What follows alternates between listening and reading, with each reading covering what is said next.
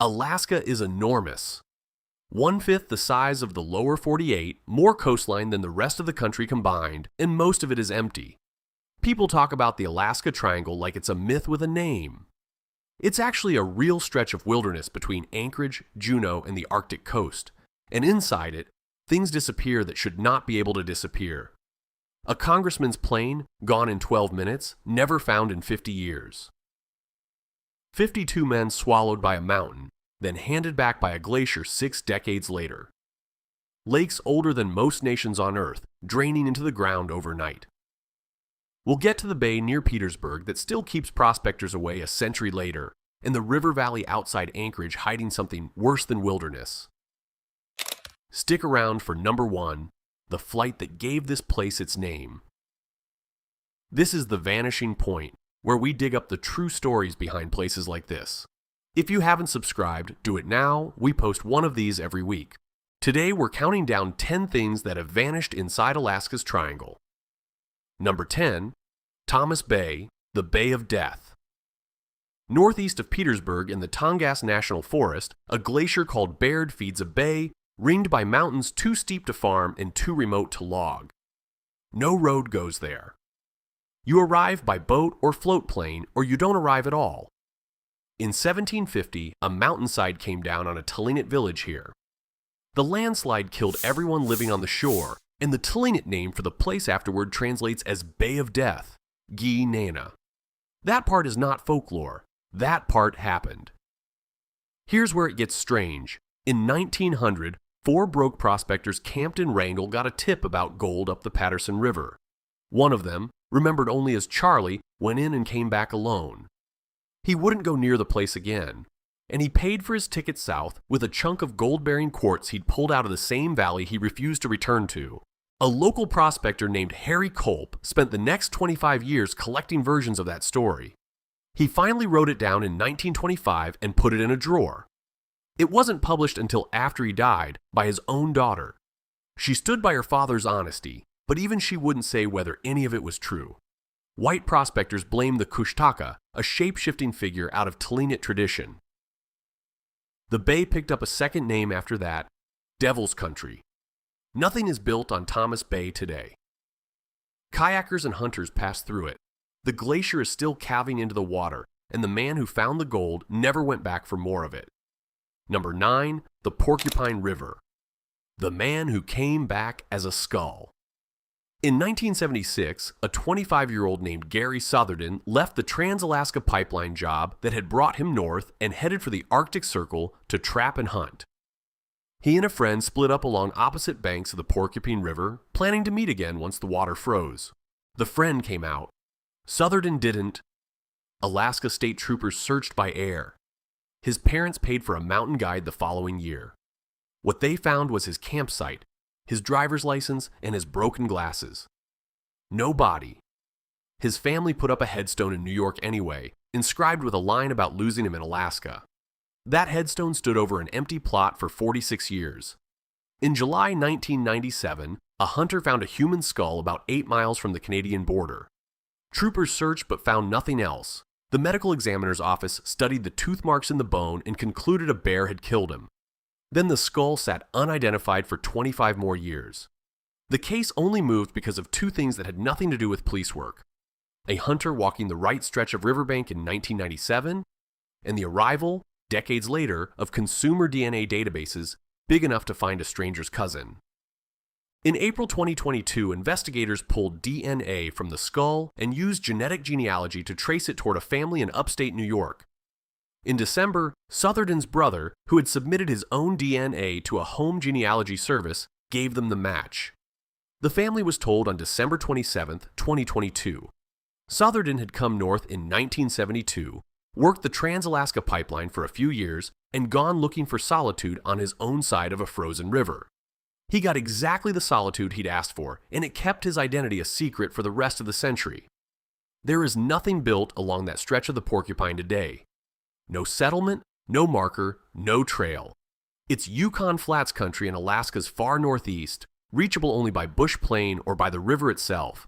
Hundreds of miles of braided water and willow thicket, where a landscape this size simply swallows detail. A headstone waited in New York for 46 years before anyone could tell it what it was actually marking. Number 8. The thermokarst lakes of northwestern Alaska. The lakes that drained overnight. This is the entry that actually earns the word scientists in this list's title. Around Kotzebue, on Alaska's northwest coast, the tundra is covered in thousands of shallow lakes, some of them believed to have held water for thousands of years. They sit in basins held together by frozen ground. When that ground thaws deep enough, the basin fails and the lake simply leaves, down through the newly opened soil, not up into the air. Researchers led by Ingmar Nitze tracked this by satellite. Winter 2017 into 2018 was the warmest recorded at the Kotzebue weather station since 1949, and by the end of that summer, 192 lakes across northwestern Alaska had drained completely or partially. Some of them were ancient. All of it happened within a single melt season. Here's the part that should worry people more than it does. Every climate model built before this assumed the opposite would happen first, that warming would expand Arctic lakes for another century before they started drying out. The actual data, published in Nature Climate Change in 2022, showed lake area declining across 82% of the entire Arctic study region. The drainage isn't arriving on schedule. It arrived about 100 years early. The mechanism turned out to be rain of all things. Autumn rainfall carries heat straight into the soil, speeds up the thaw, and opens drainage channels under the lake floor before anyone on the ground can see it happening.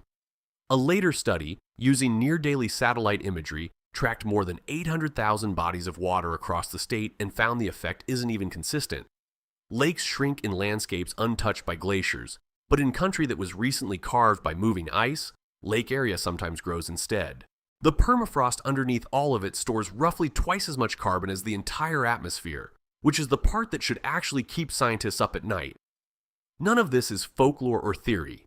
It's ongoing, it's satellite verified, and researchers had to check the imagery across successive summers just to convince themselves they weren't looking at a data error. Somewhere in that country right now, a lake that has existed since before written history is losing its basin overnight and nobody is standing there to watch it go. Number 7. Portlock, the town that left in the night. The official story is a highway. Alaska Route 1 pulled residents of the Kenai Peninsula toward the road system in the 1940s, and a cannery town on the wrong side of the water didn't have a road to offer them. Portlock's post office closed around 1950, which is the paper trail's version of the town dying. Here's the version the people who actually lived there tell instead. Portlock sat on Port Chatham Bay, 16 miles south of Seldovia, built around a salmon cannery that had run since the early 1900s. When bigger fishing boats started processing their own catch at sea, the small shore canneries stopped making sense and the operator moved its plant to Seattle in 1950. A nearby chrome mine closed at the same time once wartime demand dried up. That's a complete economic explanation, and it's well documented. It is not the explanation Nanwalek Elder Melania Helen Kale gave. Kale was born in Portlock in 1934, and she told the Homer Tribune that her family and neighbors left because they were tired of being terrorized by something called Nantinak, a half-man, half-beast that had been driving men into the hills and not letting them come back for decades. It's the same word the Dena'ina used further north for a similar figure, and the same shape of story that follows plenty of Alaskan wilderness towns. One widely cited account says those stories only surfaced decades later and were reported as invented. An elder who was actually born there and lived it says otherwise. Nobody has reconciled the two, and both versions sit in the record at the same time, which is a strange thing to say about a town this small and this thoroughly abandoned. Portlock sits on the southern edge of the Kenai Peninsula, named originally for a British sea captain who passed through in 1786, and named later, unofficially, for whatever it was that emptied it out. What's left today is rusting cannery machinery being slowly pulled apart by the forest, and descendants of Portlock families still living up the coast in Nanwalek and Port Graham. Visiting requires tribal permission. The town didn't burn or flood or collapse. It just stopped being worth the argument of staying, and 100 years later, nobody agrees on what the argument actually was. If you're finding this one interesting, drop a thumbs up, it actually helps. Tell us in the comments which of these 5 surprised you the most. The landslide, the skull, the draining lakes, or the ghost town. We're only halfway through and the back half gets a lot heavier. Number 6. Newtok, the village that ran out of ground. Newtok didn't burn down. It wasn't flooded in a single storm, and nobody vanished from it under mysterious circumstances. It was eaten at a rate the U.S. Army Corps of Engineers measured at 70 to 90 feet of riverbank a year. The village sat on the Ninglek River in southwest Alaska, home to the Qalluq-Yarmiut, Yupik people who had lived on that coast for more than 2,000 years. The ground under Newtok was permafrost, which holds like bedrock while it stays frozen. As the climate warmed and the sea ice that used to blunt winter storm surge got thinner, the permafrost started failing, and the river that had once sat a mile off started arriving at people's front doors. Residents knew by the early 1990s the village would have to move. They picked a new site 9 miles away in 1996 and named it Murdervik, getting water from the spring. A planning group of local, state, and federal representatives formed in 2006 to actually make it happen, which tells you how long the bureaucratic side of this took to catch up with the physical one. Then came 30 more years of the hard part. No federal agency had a process for relocating an entire American community because nobody had ever had to build one. A 2017 proposal to FEMA was rejected outright. Funding had to be pieced together agency by agency while families stayed behind in a village with no running water, in overcrowded houses with mold growing under floors that were actively thawing beneath them. The first residents moved to Murdervik in 2019, roughly a third of the community that year. In 2024, the last 71 people packed up their own houses and belongings and carried them the final 9 miles themselves, joining the 230 who'd already gone. No convoy, no evacuation order. Just the end of a 2,000-year occupation, moved by the people who'd lived it on their own schedule, using their own hands. The old site is empty now and still eroding into the river behind them.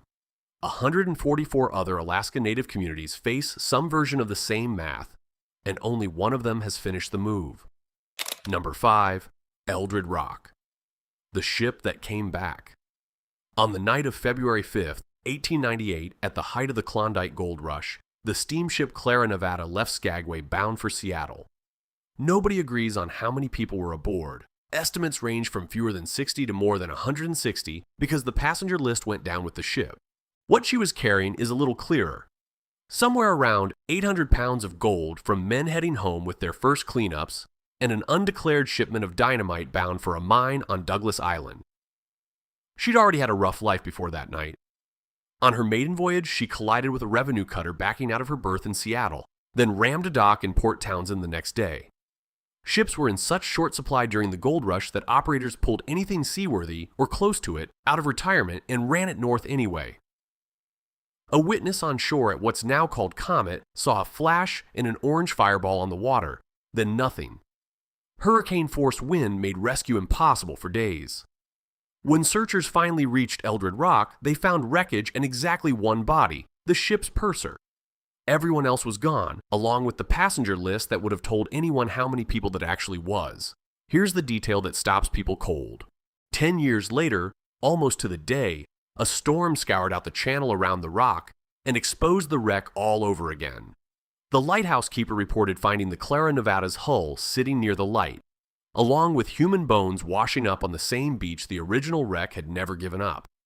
A ship the sea had buried for a decade came back on its own schedule, not anyone else's.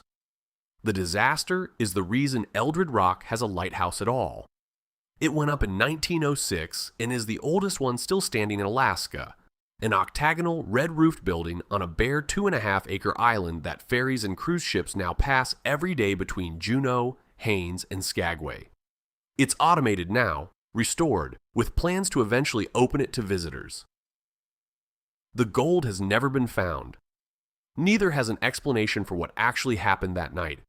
A fire, a bad boiler, an undeclared load of dynamite, or a captain who took the gold and let his own ship go down around him.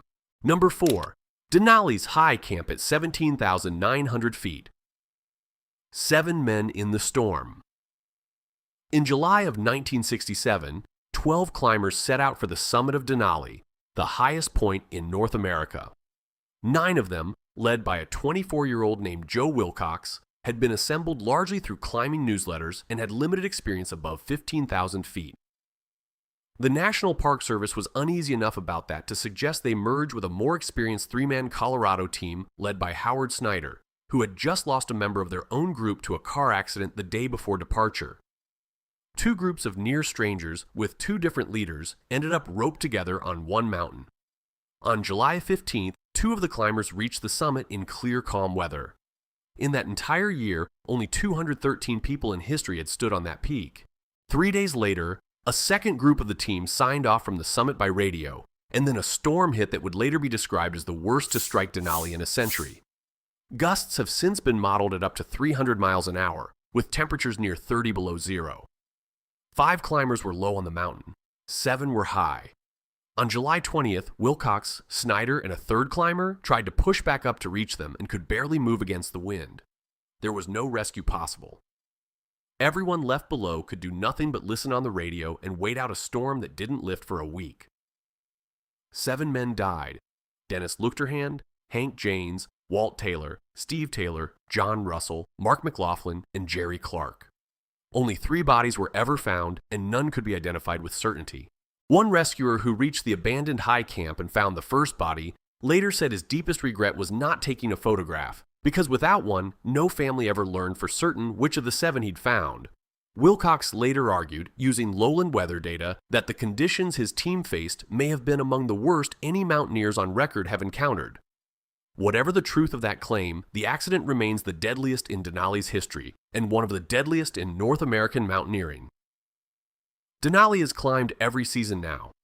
Nothing marks where the 7 were lost. They are, by every account, still up there. Number 3, the Knik River Flats.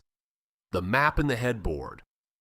For 12 years, women disappeared from Anchorage, and the city absorbed it the way frontier towns absorb these things. A transient population, a big wilderness, people who drift. They weren't drifting. Robert Hansen ran a bakery in Anchorage and held bow hunting records. Between 1971 and 1983, he abducted, assaulted, and murdered women in the city, eventually confessing to 17 killings and roughly 30 assaults. He moved his victims out of Anchorage by car or by his own private plane out of Merrill Field, a 20-minute flight that turned a police problem into a wilderness problem. Of the 17 women he confessed to killing, 10 were eventually found along the Knik River, a braided glacial river about 30 miles northeast of the city. The riverbed floods and reshapes itself every spring, which meant a shallow grave there wasn't really a hiding place. It was a disposal system that occasionally, and only by accident, gave something back. One victim was found by a pilot testing tires on a sandbar. 2 of the women, recovered a year apart along the same stretch of river, had both been shot in the back, with no matching holes in their clothing. Evidence investigators concluded that Hansen had let them run first. Cindy Paulson, 17 years old, escaped him in 1983, and her account is what finally closed the case. Alaska State Troopers and Fish and Wildlife officers searched the flats that September and again the following April. Hansen pleaded guilty in February 1984 to 4 murders and was sentenced to 461 years plus life without parole. By that May, investigators had recovered 7 bodies from sites he identified himself. Here's the detail that ended the search faster than any confession could have. Investigators found an aviation chart in Hansen's house, marked with small handwritten symbols, his own private record of where he'd left people. It's the only reason 7 families got a body back at all. Without that chart, some of the 10 women found along the Knik might still be listed as missing today. Another name absorbed into the same wilderness everyone assumed had simply taken them. Several of his victims have never been found. 2 of the recovered women, known only as Eklutna Annie and Horseshoe Harriet, have never been identified, decades on. Hansen died in an Anchorage hospital in 2014 at 75. The Knik River Valley today is ordinary recreation country. Fishing, ATVs, glacier tours, a 40-minute drive up the Glen Highway from a city of 290,000 people, and a stretch of gravel bar that nobody driving past would ever think to be afraid of. Number 2, Colony Glacier and Mount Gannett. The glacier gave them back. On November 22, 1952, a U.S. Air Force C-124 Globemaster carrying 52 men flew from Washington State toward Anchorage and hit Mount Gannett in bad weather. All 52 died. Search teams actually found the wreck within a week, spotted from the air, tail section sticking out of the snow at around 8,000 feet. That part tends to get forgotten. What they also found was 8 feet of fresh snow already covering the site, with avalanche debris piled on top of that. Recovery was judged impossible, so the recovery effort was terminated after about a week. The families of all 52 men were told there would be nothing to bury. No funeral with a body in it, nothing. The mountain closed over the wreck, and it disappeared for 60 years, filed away as a tragedy with no physical remains attached to it at all. Here's what nobody accounted for in 1952. Mount Gannett feeds Colony Glacier, and glaciers move. For 6 decades, the ice ground the aircraft down and hauled it downhill, piece by piece, toward Lake George. In June 2012, an Alaska National Guard helicopter crew on a routine training flight spotted debris on the glacier's surface, 12 to 14 miles from where the plane had actually gone down. It was the same wreck the ice had been quietly carrying the whole time. Since then, a joint recovery team has returned to Colony Glacier every summer, reachable only by helicopter, working a short window in June before the season's snow shuts them out again. By 2015, 17 of the 52 had been identified and sent home to their families. Investigators kept going, year after year, working a debris field of twisted milled aluminum scattered across bare ice. Recovery crews have pulled out more than wreckage. Dog tags, a weathered senior airman's insignia, personal effects examined afterward back at Joint Base Elmendorf-Richardson. The Air Force officer who commands its mortuary affairs operations called reaching full identification the highest fulfillment of the duty to bring the fallen home. 70 years after their families were told there was nothing left to recover, the glacier is still finishing the job the mountain started. It is the one entry on this list where Alaska eventually gave everything back. Number 1, the Anchorage to Juneau Corridor. 12 minutes. Picture the flight path itself, because that's where this story actually happens, and there is nothing to see when you get there. Turnagain arms mudflats sliding under the wing. The wall of the Chugach rising straight up on both sides as the plane threads Portage Pass, a gap barely wide enough for the aircraft using it. Then the mountains fall away into Prince William Sound, 3,000 square miles of cold water, tidewater glaciers, and rock faces dropping straight into it. No lights, no other traffic, just water, ice, and whatever the weather is doing that day. On October 16, 1972, the weather was rain, low cloud, and ice forming at altitude. At around 9 in the morning, a chartered twin-engine Cessna 310 took off from Anchorage bound for Juneau. Aboard were Alaska Congressman Nick Begich, his aide Russell Brown, their pilot Don Johns, a military veteran with more than 17,000 flight hours, and Hale Boggs, the House Majority Leader of the United States, the second most powerful man in Congress, in Alaska to campaign for Begich's re-election. Both men's wives had considered joining the trip and decided at the last minute they had too much to do in Washington. The plane had just come off a full maintenance check. It was fueled for 6 hours against a flight that should have taken 3.5. At 9:12 in the morning, 12 minutes after takeoff, the pilot made his last radio contact with the tower. Then nothing. What followed was the largest search and rescue operation in American history to that point. 40 military aircraft, 50 civilian planes, a search grid covering 325,000 square miles, more territory than most countries have inside their own borders. More than 3,600 hours in the air. After 39 days, the search was called off. No wreckage, no bodies, no debris field ever at any point in the 50 years since. Not a seat cushion. Not a single confirmed fragment of aluminum. Boggs' seat was filled by his wife, Lindy, who became the first woman elected to Congress from Louisiana. Begich's brother, Mark, later became a United States Senator. The men themselves were declared presumed dead by an Alaska jury at the governor's request, and that's the closest thing to an ending this story has. In the years since, theories have piled up to fill the silence. Electromagnetic anomalies, secret military testing, a shape-shifting predator out of Tlinit tradition. None of them explain anything. What the record actually shows is simpler and somehow colder, a stretch of Alaska where the terrain does not give back what it takes. Here's the thing worth sitting with. This is the flight that gave the Alaska Triangle its name, not because of a mystery it created, but because of the scale of the search it produced. A search that, in the end, found nothing at all. Portage Glacier now has a visitor center named for the two men sitting almost directly under the route they flew. It is the only monument this case will ever get, because there was never a wreck to visit. Alaska doesn't need a myth to be unsettling. The terrain does that on its own. For me, it's Colony Glacier, a mountain that took 52 men, and a glacier that spent 60 years quietly carrying them back down to where someone could find them. That one stays with me. Let us know in the comments which of these hit hardest or which disappearance we missed. If you want more of these deep dives, subscribe to The Vanishing Point. We post one every week.